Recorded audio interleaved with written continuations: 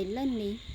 អាជីវករមានមុខរបររកស៊ីលក់ដូរដោយខ្លួនឯងក៏អាច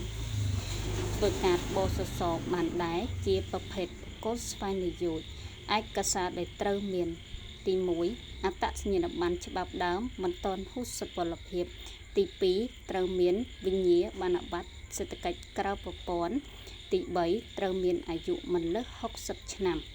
អ្នកនៅក្នុងបន្ទុកសមាជិកបសសទាំងអស់ដូចជាប្តី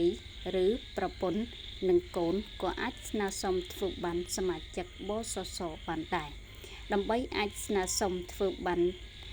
សមាជិកបសសលោកអ្នកត្រូវមានលក្ខខណ្ឌដូចខាងក្រោមចំពោះសហព័ន្ធប្តីឬប្រពន្ធត្រូវមានឯកសារដូចខាងក្រោមទី1សេចក្តីចម្លងសម្បត្តិអាពាហ៍ពិពាហ៍ឬសេចក្តីចម្លងសម្បត្តិបញ្ជាក់អាពាហ៍ពិពាហ៍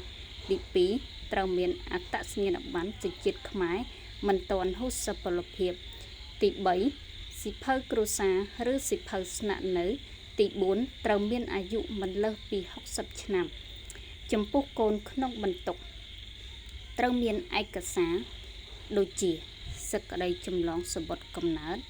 ឬសេចក្តីចម្លងសម្បត្តិបញ្ជាក់កំណើតចំពោះកូន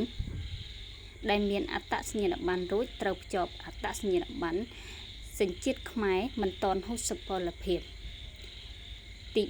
3ត្រូវមានសៀវភៅគ្រួសារឬសៀវភៅស្នាក់នៅទី4ត្រូវមានអាយុក្រោម18ឆ្នាំសមាជិកបសសជាបុគ្គលស្វ័យនយោជត្រូវមានភិក្ខទាន2ខែជាប់គ្នាទើបអាចមានសិទ្ធិប្រើប្រាស់សេវាថែទាំសុខភាពបានក្នុងមួយនាក់ចំណាយត្រឹមតែ